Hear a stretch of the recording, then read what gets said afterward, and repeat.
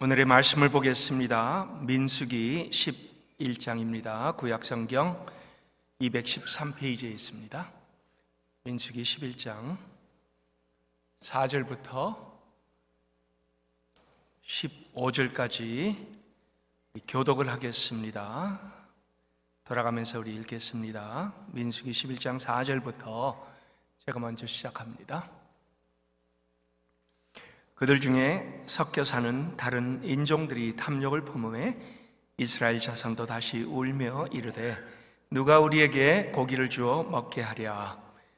우리가 애굽에 있을 때에는 값없이 생선과 오이와 참외와 부추와 파와 마늘들을 먹은 것이 생각나거늘 이제는 우리의 기력이 다하여 이 만나 외에는 보이는 것이 아무것도 없도다 하니 만나는 가시와 같고 모양은 진주와 같은 것이라. 백성이 두루다니며 그것을 거두어 맷돌에 갈기도 하고 절구에 찢기도 하고 가마에 삶기도 하여 과자를 만들었으니 그 맛이 기름 섞은 과자 맛 같았더라. 밤에 이슬이 지명에 내릴 때에 만나도 함께 내렸더라. 백성의 온 종족들이 각기 자기 장막문에서 우는 것을 모세가 들으니라. 이러므로 여호와의 진노가 심히 크고 모세도 기뻐하지 아니하여 모세가 여호와께 여짜오되 어찌하여 주께서 종을 괴롭게 하시나이까? 어찌하여 내게 주의 목전에서 은혜를 입게 아니하시고 이 모든 백성을 내게 맡기사 내가 그 짐을 지게 하시나이까? 이 모든 백성을 내가 배웠나이까? 내가 그들을 낳았나이까? 어찌 주께서 내게 양육하는 아버지가 젖먹는 아이를 품듯 그들을 품에 품고 주께서 그들의 열조에게 맹세하신 땅으로 가라 하시나이까? 모든 백성에게 줄 고기를 내가 어디서 얻으리이까? 그들이 나를 향하여 울며 이르되 우리에게 고기를 주어 먹게 하랴. 책임이 심히 중하여 나 혼자는 이 모든 백성을 감당할 수 없나이다. 주께서 구하옵나니 내게 은혜를 베푸사 즉시 나를 죽여 내가 고난당함을 내가 보지 않게 하옵소서. 우리 인생에서요, 살아가면서 예상치 않은 일들이 일어납니다. 그때 여러분들은 어떻게 됩니까? 막막하지요? 마음에 엄청난 부담이 생깁니다. 이걸 우리는 뭐라고 하느냐? 스트레스라고 합니다. 아마 이 정신 건강에서 가장 나쁜 것이 스트레스일 겁니다. 스트레스는 갑자기 예상치 못한 일이 닥쳤을 때, 갑자기 환경이 바뀌었을 때, 갑자기 우리가 경험해야 되는, 아니면 또 맞닥뜨려야 되는 그런 엄청난 과제가 우리 앞에 놓여 있을 때 우리는 스트레스를 받습니다. 이 스트레스는 사실은 잘 넘어가는 사람도 있는 반면에 제대로 감당하지 못해갖고 나중에는 외톨이가 되거나 아니면은 엄청난 정신적인 그러한 그 문제로 또 번지는 그러한 경우도 없지 않습니다.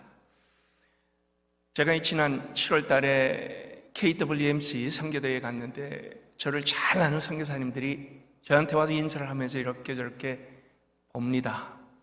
그러더니 그래요.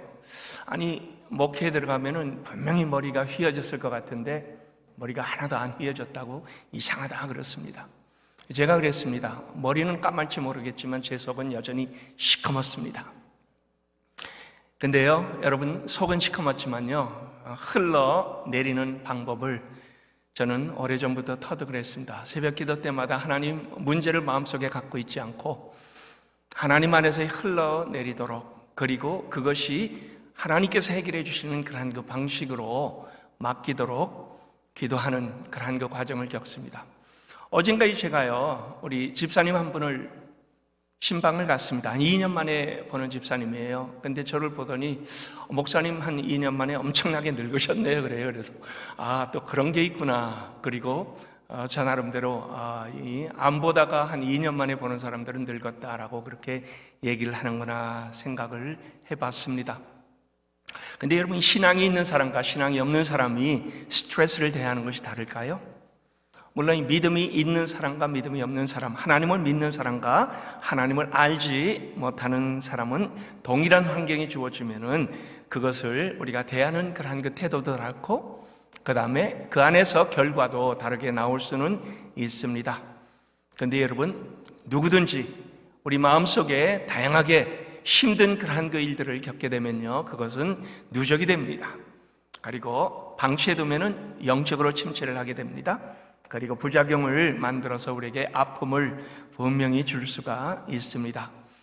만약에요, 하나의 그 다리가 교각이 강철로 만들었다 하더라도요, 그러나 그 위로 기차가 자꾸 다니거나 아니면은 자동차가 계속 다니게 되면은 진동에 의해서 어떻게 됩니까? 방치하면은 무너져 내립니다. 그래서 시빌 엔지니어들은요, 그 가장 강하게 다리를 설계합니다. 그리고 그 설계대로 짓도록 만들어냅니다. 근데요, 만약에 후에 관리가 소홀하면 어떻게 돼요? 약해져서 무너져 내릴 수도 있습니다. 다리를 건설하는 것도 중요하지만요, 그것 못지않게 다리를 관리하는 것도 중요한 이유가 됩니다. 이것 모든 건축물에 동일하게 적용이 됩니다. 자, 그럼 사람은 어떻습니까? 아무리 우리가 신앙의 거성이라 할 수 있는 그러한 모세도 무너져 내렸습니다. 민수기 11장은 모세가 무너져 내리는 그러한 그 모습을 오늘 우리에게 적나라하게 보여줍니다. 우리의 인생의 현주소를 볼 수 있는 아주 좋은 그러한 그 도움을 주는 구절이 이 안에 들어 있습니다. 모세 하면은 가장 우리 머리에 떠오르는 그러한 그 부분이 뭡니까? 믿음의 사람이죠? 예, 그는 어려움을 믿음으로 이겨냈습니다. 이스라엘 백성들을 이끌고 광야를 다 견뎌낸, 그리고 하나님께서 그를 통하여 하나님의 이루시고자 하는 그러한 그 일을 감당한 사람입니다. 당시에 세계를 제패했던 애굽의 파라오에도 전혀 위축되지 않았습니다. 하나님의 쓰임받는 아주 강력한 믿음의 소유자였던 것, 그래서 히브리서 11장에 믿음의 장이지요. 거기에 보면은 다양한 믿음으로 행한 성경의 위인들을 쭉 나열하고 있는데, 단연 돋보이는 사람 중에 하나가 모세입니다. 그리고 오늘 본문에 보니까 그러한 그 모세가 우리가 알고 있는 그 모세의 모습과는 완전히 다른 그러한 그 모습을 보여줍니다. 지극히 인간적인 모습이지요. 그리고 지극히 연약한 모습이 나타납니다. 모세가 하나님 앞에 나와서 뭐라고 합니까? 하나님을 원망합니다. 하나님 왜 15절에 보세요. 뭐라고까지 합니까? 즉시 나를 죽여 내가 고난당함을 보지 않게 해달라라고 요구할 정도입니다. 여러분, 이게 이해가 되나요?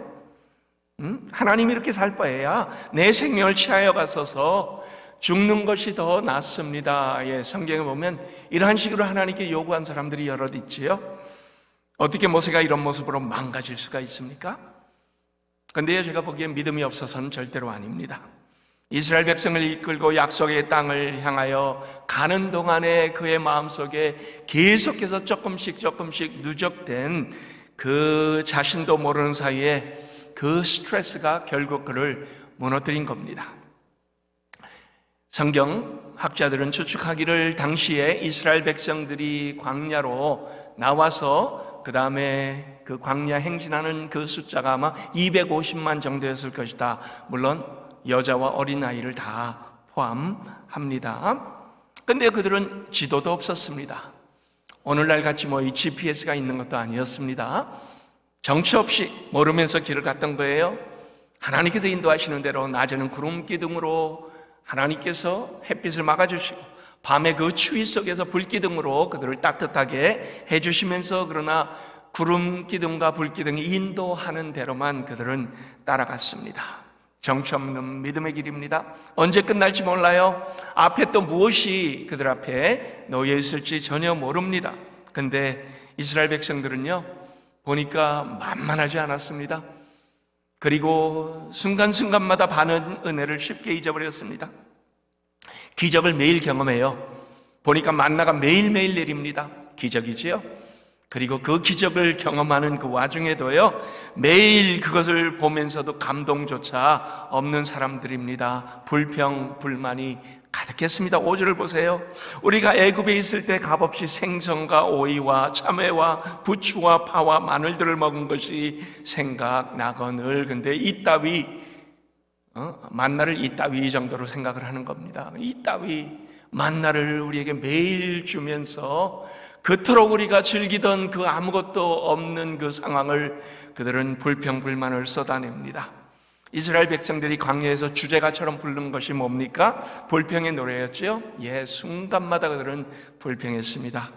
자, 근데 여러분, 그들을 인도하는 모세의 자리에 여러분들이 있었다면 어땠을 것 같아요? 한번 우리 이렇게 해봅시다. 여러분들은 가장입니다. 하루 종일 뼈 빠지게 가족을 위해서 열심히 나가서 일을 해갖고 가족을 먹여 살리느라 힘든 그러한 그 일과를 보내고 집에 왔습니다. 근데요, 집에서 기다리는 가족이 이렇게 얘기를 합니다.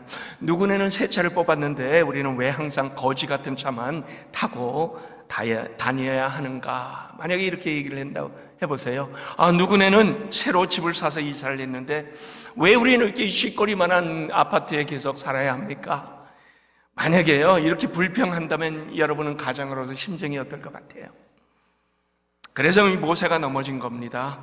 스트레스를 방치하면요, 언젠가는 넘어지게 되어 있습니다. 근데 이게 그냥 한 가정이 그에게 얘기하는 것이 아닙니다. 250만이 되는 그 군중들이 입이나 얼마나 많겠어요? 그들 불평하는 그러한 그 내용들이 얼마나 다양하겠습니까? 굉장한 부담을 그는 마음속에 안고 매일매일 이러한 그 불평을 들어야 되는 상황이었습니다. 믿음의 사람 모세마저도요, 매일 듣는 이 불평에 결국은 넘어지고 만 겁니다. 그리고 하나님께 그 불평을 가지고 와서 하나님께 이제는 왜 하나님 저에게 이러한 엄청난 짐을 지게 합니까? 라고 불만을 토로합니다. 자, 본문에 보니까요, 모세를 넘어지게 했던 스트레스 싸움에서 근데 하나님은요, 그 다음으로 보면은 우리가 어떻게 이것을 이길 수 있는가 하는 원리를 가르쳐 줍니다. 첫 번째, 삶의 목적을 분명히 하는 것이 필요합니다. 스트레스의 우리의 근본 원인이 뭡니까? 객관적으로 상황을 판단하는 것이 필요하지요. 모세가 받은 스트레스 원인은 눈만 뜨면 불평하는 백성들 때문이었습니다. 근데요, 모세가 본문에서 하나님께 하소연하는 것이 바로 그 이유지요. 하나님, 왜 하나님께서 나에게 이런 사람들을 맡겼는지요? 나를 왜 이런 상황에 끌어넣었습니까? 하나님, 바로 하나님 때문에 제가 이렇게 힘들지 않습니까? 이렇게 모세가 하소연하고 그가 넘어졌던 근본적인 원인이 바로 여기 있습니다. 근데 모세는요, 지금 자기의 삶의 목적을 혼돈을 하고 있는 겁니다. 하나님은요, 모세를 사람들로부터 인정받는 지도자로 세운 것이 아닙니다. 하나님을 영화롭게 하고 하나님의 그 목적을 이루는 그러한 그 사람으로 하나님은 모세를 불러서 쓰임 받기를 원하셨던 겁니다. 근데요, 모세는 그 목적을 혼돈을 했습니다. 4절에 뭐라고 합니까? 불평하는 중에 누가 우리에게 고기를 주어 먹게 하랴. 근데 모세는 이 누가 때문에 넘어진 겁니다. 불평의 손가락질. 근데요, 그 손가락질이 자기에게 오는 것 같아요. 그리고 다 자신을 향해 있는 것 같이 사람들로부터 인정받지 못한 것 같습니다. 실패한 지도자라는 낙인이 찍힌 것 같아요. 모든 책임을 왜 내가 져야 하는가? 이러한 그 마음속에 의구심이 자꾸 일어나기 시작합니다. 그리고 하나님 앞에 결국은 이 부담을 호소하게끔 됩니다. 근데 만일 우리도 그렇습니다. 하나님의 부르심을 받은 자들이요, 사람들로부터 인정받는 것이 급급해지면요, 그러면은 그것이 우리에게 유발하는 많은 상황들을 만들어낼 수가 있습니다. 그리고 우리를 넘어지게 합니다. 여러분, 이 사람들을 어떻게 우리가 다 100% 만족시키겠어요? 저도 이 목회를 하면서 100% 다 만족시키려고 생각하지 않습니다. 그리고 하나님 앞에 다 가지고 갑니다. 이 땅에 오신 예수님조차도 한번 보세요. 사람들 다 만족시킬 수 없었습니다. 그리고 예수님은 사람들의 반응에 신경 쓰지 않으셨습니다. 예수님께서 왜 핍박을 받으셨습니까? 사람들이 원하는 것 하지 않으셨기 때문입니다. 백성들의 요구가 예수님께서 이 땅에 오신 목적이 아니셨기 때문입니다. 그리고 예수님은 그 오신 목적을 한 번도 벗어나신 적이 없습니다. 너무나 분명했습니다. 요한복음 4장 34절에 이런 말씀이 있습니다. 예수께서 이르시되 나의 양식은 나를 보내신 이의 뜻을 행하며 그의 일을 온전히 이루는 이것이니라. 예수님께서 이 사마리아 여인과 대화를 나눈 후에 제자들이 예수님께서 사마리아 여인과 대화를 나누는 그 장면을 목격하고 그 다음에 예수님께 묻습니다. 예수님 무엇을 드셨습니까? 그때요 예수님께서는 나에게는 너희들이 모르는 양식이 있다라고 대답을 하셨죠. 의아해했습니다. 예수님께서 이렇게 말씀했습니다. 하나님 나를 보내신 이의 뜻을 행하며 그의 일을 온전하게 이루는 것, 그것이 예수님께서 이 땅에서 뭐 배고픔을 얘기하는 것이 아니지요. 분명한 목적에 대해서 이 제자들에게 가르쳐 주시는 부분이었습니다. 갈라디아서 1장 10절에 보면 바울도 비슷한 상황에 놓일 때마다 항상 분명한 기준을 얘기를 했습니다. 내가 이제 사람들에게 좋게 하랴, 하나님께 좋게 하랴, 사람들에게 기쁨을 구하랴, 내가 지금까지 사람들의 기쁨을 구하였다면 그리스도의 종이 아니니라. 우리가 이 삶의 목적이 분명하면요 수시로 하나님과 이것을 점검하게 됩니다. 확인하게 됩니다. 그리고요 하나님께서 원하시는 길을 꾸준하게 갈 수가 있습니다. 성도 여러분, 여러분은 누구의 인정을 더 찾고 계시나요? 주변에 있는 사람들의 인정받기를 원하고 있습니까? 아니면 위에 계신 하나님께서 여러분에게 소명을 주셨는데 그 소명에 분명하게 그리고 확실하게 걸어가고 계시나요? 저는 여러분들이 이것을 수시로 점검할 수 있기를 바랍니다. 만일 우리가 사람들의 환심을 사기 위해서 신경을 쓰다가 그것 때문에 스트레스를 받는다면요 우리 인생의 방향을 재설정하는 우리 모두가 될 수 있기를 예수 그리스도의 이름으로 축원합니다. 두 번째로 보면요 하나님의 주권과 그 다음에 나의 책임을 구분할 줄 알아야 하는 것을 하나님은 말씀을 통하여 우리에게 가르쳐주고 있습니다. 즉 하나님께서 하실 일이 무엇이고 그 다음에 우리가 충성을 다해서 할 일이 무엇인가를 구별할 줄 아는 것에 집중하는 것이 필요합니다. 모세가 넘어진 이유 다시 얘기합니다. 하나님이 하실 일에 대하여 자기 자신이 부담을 가졌기 때문입니다. 11절에 뭐라고 합니까? 어찌하여 주께서 종을 괴롭게 하시나이까? 어찌하여 주의 목전에서 은혜를 입게 아니하시고 이 모든 백성을 내게 맡기사 내가 그 짐을 지게 하시나이까? 모세가 깨닫지 못한 건요 하나님께서 이 모세에게 이 큰 짐을 다 맡기신 적이 없다는 거예요. 근데 그는 자기가 이 짐을 맡아서 그들의 불평을 다 들어줘야 되고 그들이 얘기하는 모든 것들을 다 대답해야 줘야 하는 줄 알았습니다. 그렇게 오해를 했습니다. 그리고 자기 자신이 그 짐을 지려고 했습니다. 그러면서 이 12절에 이렇게 불평을 하지요. 이 모든 백성을 내가 배웠나이까? 어찌 주께서 내게 양육하는 아버지가 젖 먹는 아이를 품듯 그들을 품에 품고 주께서 그들 열조에게 맹세하신 땅으로 가라 하시나이까? 내가 그들을 낳은 아비가 아니지 않습니까? 하나님께서 그 왜 저에게 이렇게 엄청나게 버거운 일을 맡기고 있습니까? 라고 물어보고 있습니다. 근데 여러분 이사야서 40장 11절에 하나님께서 우리에게 이러한 확신을 주십니다. 하나님 하시는 일에 대한 분명함을 우리에게 알려주고 있습니다. 그는 목자같이 양떼를 먹이시며 어린 양을 그 팔로 모아 품에 안으시며 젖먹이는 암컷들을 온순하게 인도하시리로다.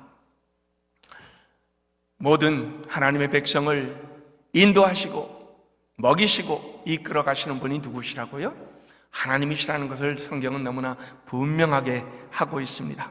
모세는요 자기가 감당하지 않아도 될 일, 하나님께 불순종한 이스라엘을 하나님께서 직접 대하시며 그들을 다스리고 그 다음에 그들을 때로는 고치시고 그들을 때로는 때리시는 그러한 이 무거운 짐을 자기가 자신이 감당하려고 했던 겁니다.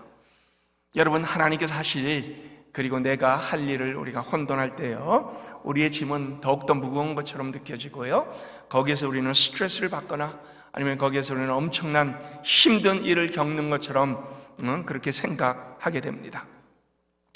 하나님이 주권으로 진행하시는 일들이 많이 있습니다.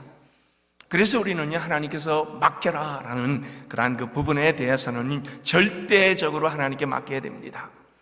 우리는 우리의 한계가 있어요. 한계를 인정하고 하나님께서 진행하시는 일에 대하여 분명하게 확인하고 손을 떼는 그러한 그 일들이 있습니다. 하나님께서 이 감당하라고 하신 일, 물론 우리에게 충성을 다하라고 주신 것입니다. 그런데 그 이상의 것을 우리가 고민하고 짐을 지려고 할 때 우리의 스트레스는 쌓이게 되고요, 부담은 가중하게 됩니다. 무너지기도 합니다. 저는 신방을 갈 때요, 많은 분들에게 이렇게 얘기합니다. 이 사업체는 하나님 겁니다. 그리고요, 어떤 회사를 맡든지 사업을 맡든지요, 하나님의 것으로 인식하고 나는 관리인이다 이렇게 생각하라고 합니다. 관리인입니다. 그리고 이 관리인의 그 자세에서 충성을 다하는 것이지, 이것 망하면 어떡하나, 이것 잘못되면 어떡하나. 물론 잘못될 수 있어요. 그 안에서 하나님의 뜻이 또 나타날 수도 있습니다.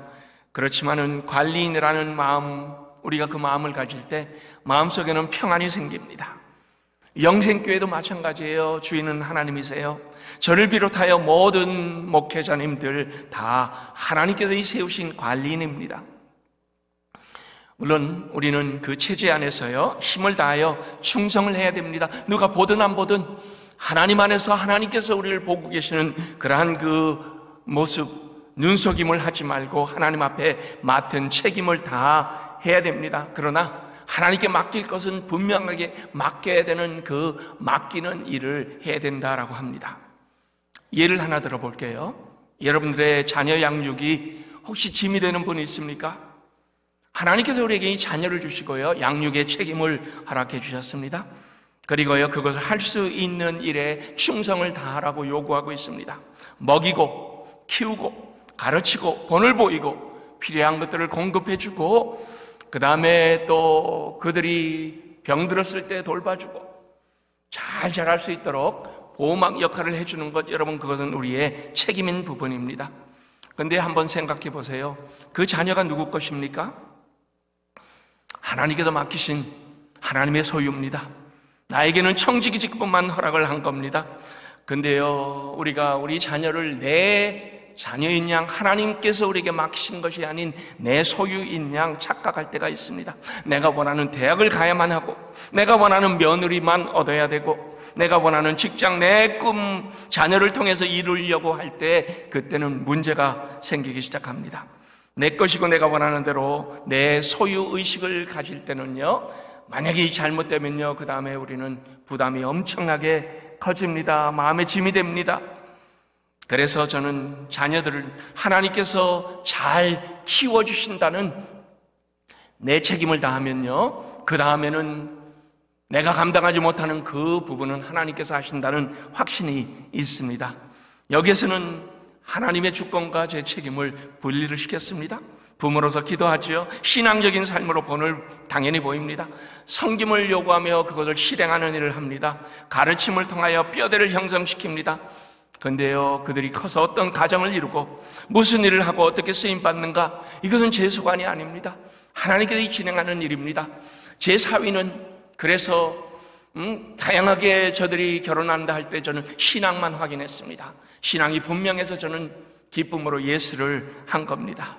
하나님께서 하시는 일에 대하여 온전하게 하나님께 드리는 겁니다. 반대로 또 우리의 믿음에서야 하나님 하시는 일에 너무나 과한 비중을 우리가 둔 나머지요, 내 책임을 소홀히 하는 그러한 그 경향이 있습니다. 하나님의 능력을 과신합니다.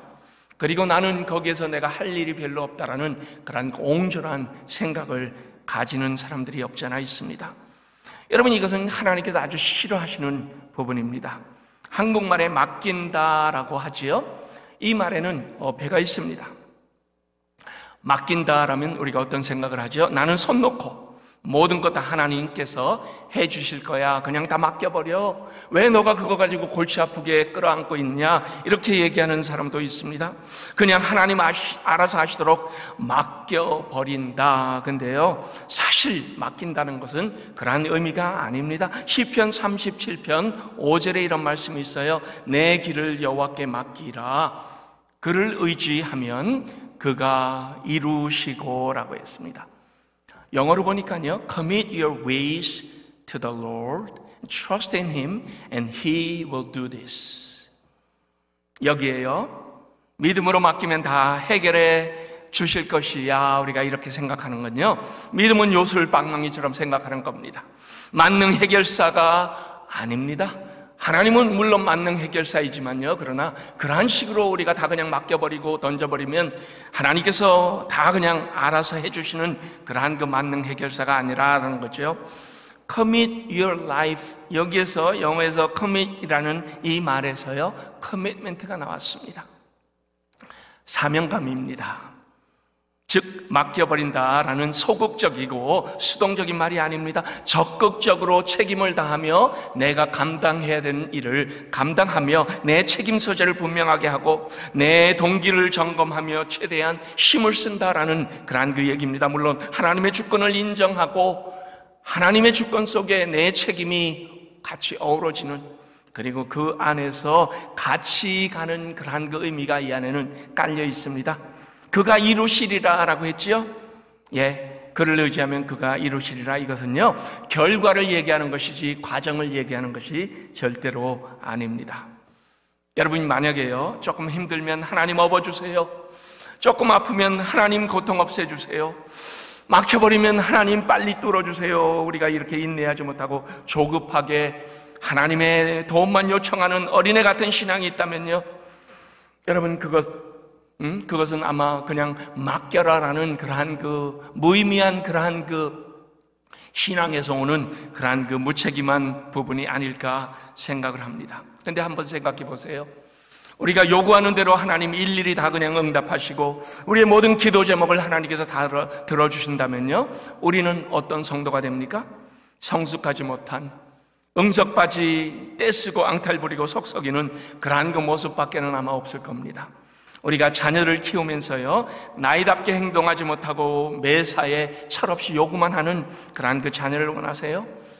아니면 자기 할 일을 책임있게 하면서 부모의 큰 질서 안에서 아름답게 성장하는 그러한 그 자녀를 여러분은 원하십니까?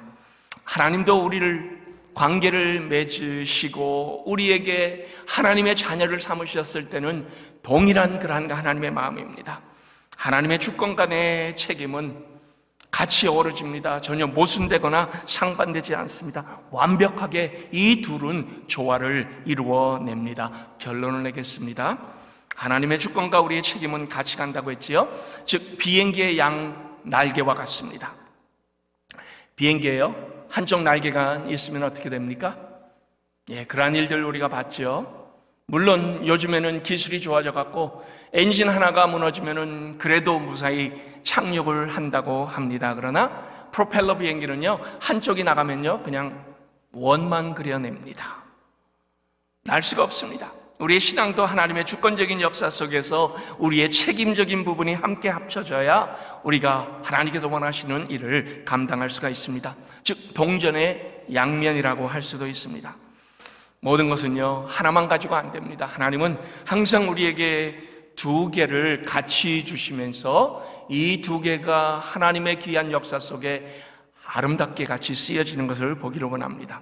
하나님의 주권을 믿으면서 우리의 책임을 다할 때 그 하나님께서 원하시는 귀한 일들이 진행이 됩니다. 이렇게 믿음으로 전진하는, 그리고 하나님의 놀라운 일들이 우리 안에 이루어지는 우리 영생의 가족 다 될 수 있기를 예수 그리스도의 이름으로 축원합니다.